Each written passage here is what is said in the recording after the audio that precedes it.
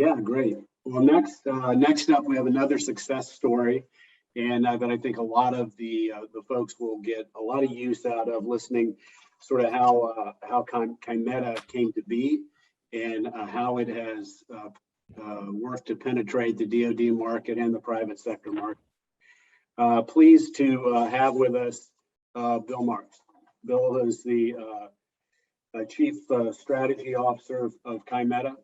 And Kymeta really has a revolutionary flat panel satellite antenna that makes connectivity simple regardless of the platform that it's operating on.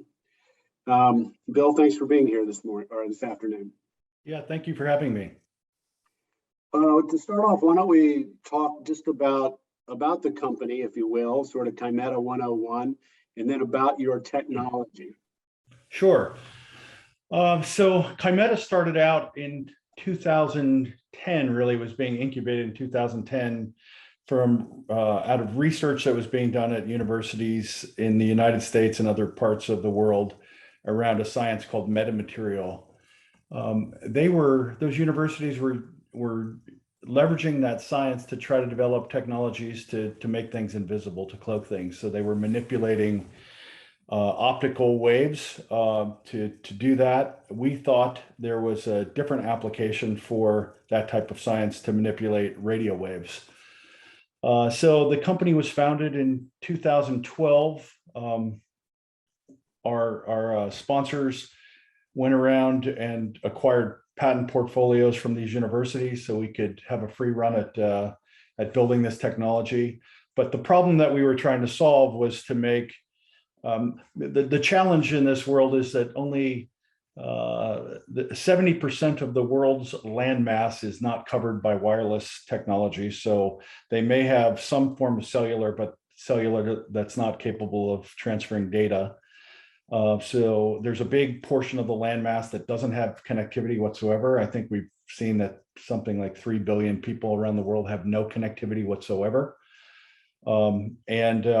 What we wanted to do was make satellite relevant to wireless connectivity because we feel strongly that information and communication are paramount for the growth of not only our company, but many other companies and countries. So we set out to develop a technology using metamaterial science to build a very easy to use, low cost, flat panel satellite antenna that could be deployed really anywhere in the world to provide broadband connectivity. So, the antenna is being deployed in those remote locations that don't have connectivity, but a lot of people are using it even in first world countries. Believe it or not, if you drive around the United States and you're paying attention, there are large parts of the US that don't have connectivity whatsoever or wireless connectivity. So that's why the company was formed. It took us about 8 years to develop the technology. Today we have an antenna that is low cost, lightweight, consumes very little power, can be easily installed, and most importantly, it enables the next generation of satellite constellations to be viable. So we read a lot about Elon Musk and Starlink and Jeff Bezos and Amazon launching constellations and OneWeb.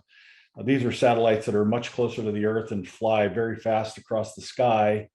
So you need an antenna that's electronically designed. So we form multiple beams and can track those satellites at any speed that they're flying.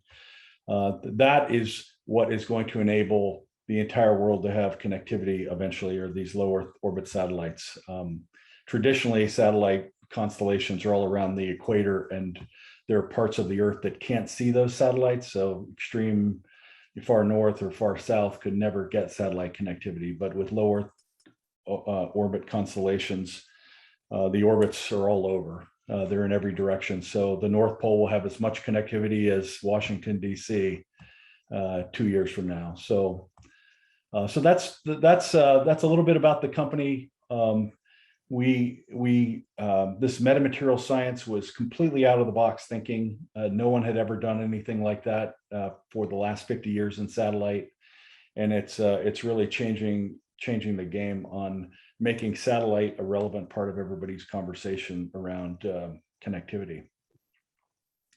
When you brought the technology out of the universities, I'm curious, were there any particular challenges with that from an intellectual property perspective, or anything along those lines?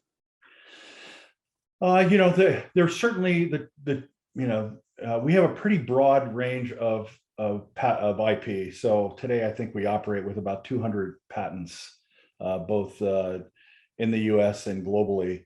And some of those patents we acquired that were around the principal science, and then many of the patents we developed through the application of using that science for radio frequency. So the key to our antenna is that it is a solid state antenna. There's no moving parts, and we electronically form beams, very narrow pencil beams that communicate with satellites 22,000 miles away.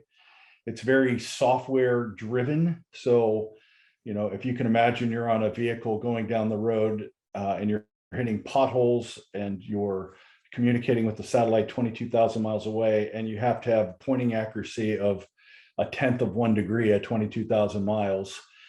So we calculate that beam several thousand times a second to maintain lock on the satellite and constant communication. So there were no challenges with the IP. However, we spent a lot of time focused on that so that we can maintain kind of that protective mode around the company and keep our competitive advantage.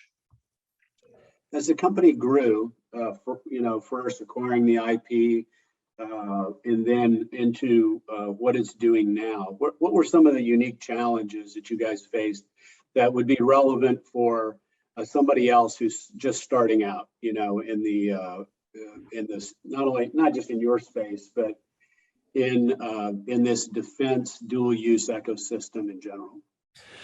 Yeah, so I think a lot of companies suffer with these great technologies and these great ideas that are created in a vacuum, and they don't work closely with their customer base as they're going through development. We spent a lot of time working with future customers to really understand the problem set, and I think the problem set is driven by the customer. I think there's a famous quote by Steve Jobs many years ago that said, "Great companies solve problems that matter." So that was kind of our focus: really understand the problem set and develop a technology that met that problem, and not really focused on how we thought it was cool or what we could do. We really kept that in mind as we developed. Technology, especially advancing technology like this, is always difficult. And your previous speaker spoke to it. You never deliver on time. It's always harder than you think. But if you keep your head down and you focus on exactly what the customer needs at the end of the day, then you'll get there quicker, because you don't waste a lot of time with erroneous effort. So the problem is the challenge, and the reward is solving that problem.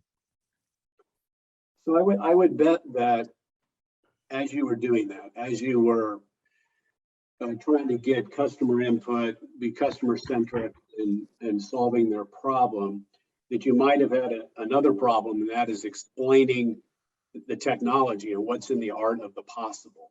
So I think, if you look at a company like TMG Core, a sponsor for today, they've got this liquid cooled computing technology that in the military, there's no demand signal for that directly, overtly, in part because the technology is so new and because people aren't aware that it's out there. So you have this dual need, I guess, to educate the consumer, educate the customer, develop it at the technology at the same time while you're demonstrating it. Did you guys have similar challenges there? And if so, could you kind of walk us through those? Yeah, clearly when you're developing a technology that hasn't existed in the past, it's more challenging because you have to sell that concept first. fortunately for Kymeta, satellites have been used by the DoD and others for 50 years. What we changed was the form factor and the capabilities. And when you change the form factor and capabilities, all we had to sell to the DoD, as an example, is how that changes or enables your mission in ways that you couldn't think about it before. So if you can imagine, my old company developed the mechanically steered antenna that allowed a mobile platform to communicate with a dish. And we deployed a big C-band dish on a flatbed truck in the first Gulf War. And it was a giant target. And every night it was shot to hell. And, early on, we learned that that's not probably practical to have a big dome, a 2.4 meter dome following every tank brigade. So, we set out to build a flat antenna that disappeared. And we set out to build one that could go on every vehicle so that you didn't have one comms vehicle, that every vehicle was a comms vehicle.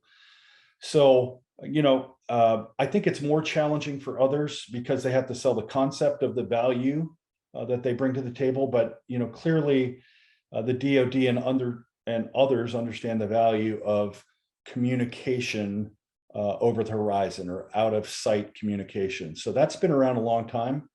We simply tried to make a better mousetrap. So that's an easier prospect. But there's so many advancements going on around us that we had to consider all of the things that are emerging that we'll go through the effort of selling that concept.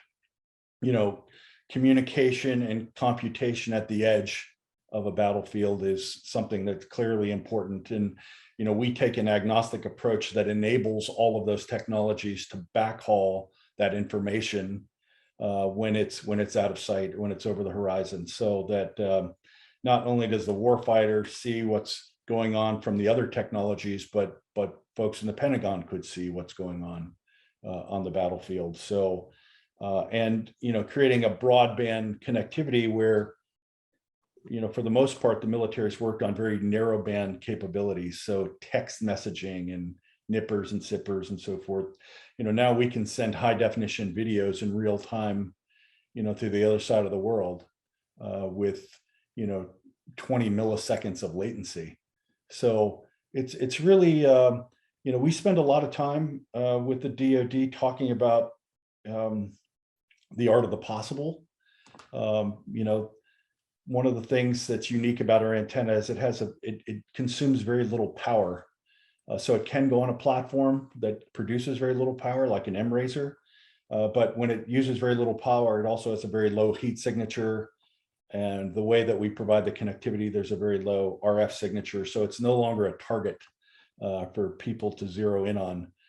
So you really, I think the message is really understand your customer, understand your product and how it fits, and do pay attention to the other technologies that are emerging because in many situations like ours, we work with those technology companies to enable their product to become better by moving the data that they're collecting to different parts of the world, pretty seamlessly.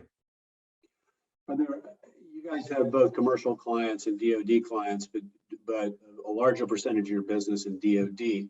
That's probably a little unique to at least to some companies who have found the military market to be pretty obscure and difficult to penetrate.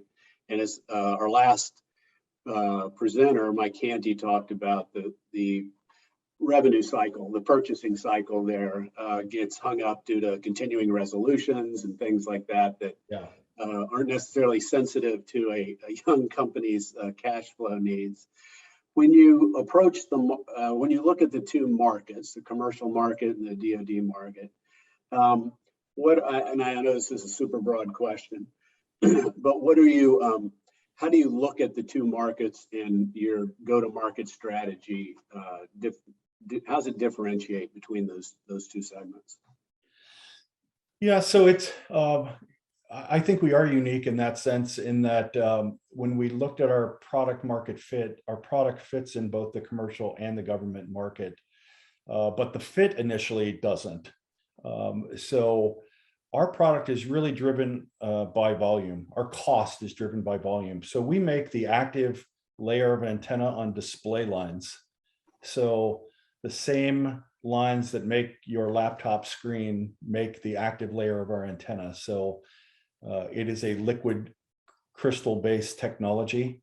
And in the future, it'll be a different television type or display technology. So if you can imagine, if you were to build 1,000 television sets and that's all you would build, they're going to be pretty expensive.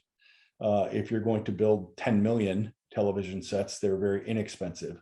So as a startup, we couldn't take down production lines for months and months and tell them to stop making laptops because we want to make satellite antennas. So we had to go with small production runs. Therefore, the cost was higher, and the only place that fit initially was the DoD and MODs around the world. As our volumes grow, we expect to see our prices drop pretty significantly to the point where they become a consumer price point product. Where we're talking, you could go into a consumer electronics store and buy the product. And kind of the holy grail for us is, our antennas eventually, we're working with automotive OEMs. So in the future, call it 4 or 5 years from now, the roof of your vehicle will be a satellite antenna. And that will enable the autonomous, fully connected car. So we're a long way from a price point perspective to get onto every automobile that's being manufactured. But in our case, the price point that we offer today to the DoD is significantly less than they've already paid for satellite antennas in the past. So it kind of hits their sweet spot, but it's a little too much for the consumer to absorb today. So we had to take the opposite route. I do agree. It is very difficult for a startup to break into the DoD because it is a long sales cycle and it is challenging. So you have to have perseverance and patience and semi-deep pockets to start there. That's why I imagine most companies start commercially and then eventually get into the DoD. But in our case, we had to go the opposite route. Yeah, that's great. As you look at how the company grew, and you've been there, basically since it was your equivalent of 2 people in a garage to where it is today. I think every company, as they grow, they hit certain revenue gates in certain size in terms of the number of people, the ability or the need to be able to hire managers and then manage managers and manage leaders. So there's certain gates, and a lot of companies collapse at that $5 million mark, at that $30 million mark, the $100 million mark. When you look back on your company, where were those biggest, toughest gates, and how did you get over them? Yeah, clearly, the first gate that was the most important was proving the technology. I mean, this is the technology that we have today really pushes up against the limits of physics. It was very challenging. There were lots of naysayers that didn't think it could be done. That took a good part of 6 or 7 years to get to that gate. So we had strong financial sponsors that believed in the technology and believed in the size of the market opportunity. So that really is that's the driver. Where does your technology fit against your competition? What is the size of the opportunity, and what is the willingness to make your bet behind that? So our investor group saw a large opportunity for 3 billion people and 2 billion cars on the road, and we spent a lot of money to develop this technology. So passing the technology gate was critical, and when we did that, then we started, as you suggested, to develop other gates that we had to get through, get our product into the market, show adoption of that product, hit certain revenue targets.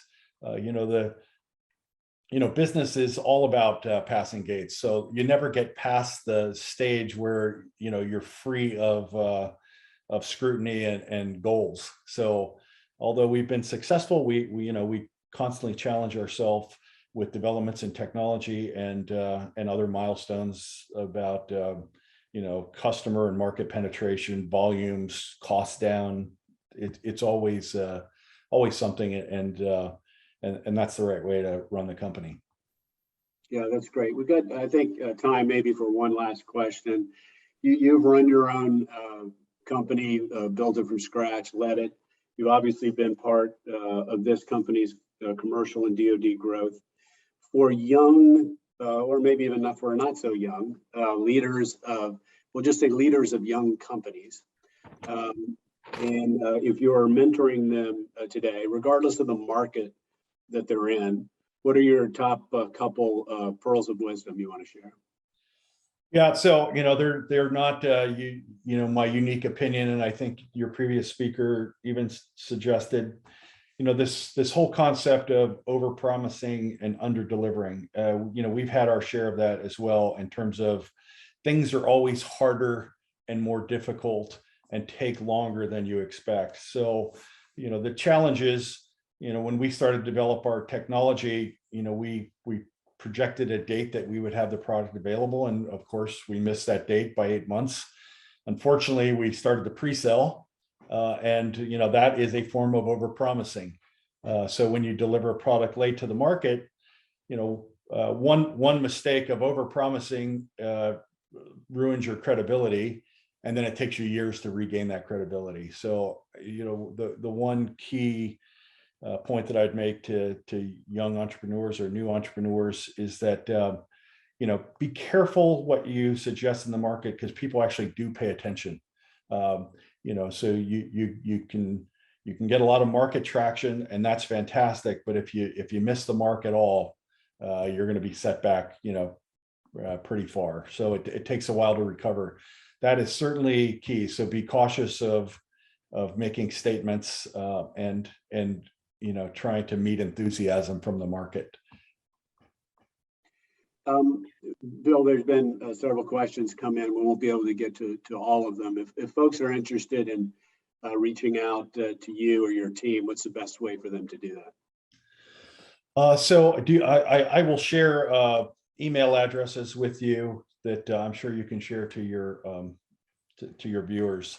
The best way is just to reach out to the company. We have a generic email that questions can come into, but if you send me a list of the questions, I'll make sure that we steer them to the right person to get the questions answered appropriately. Great.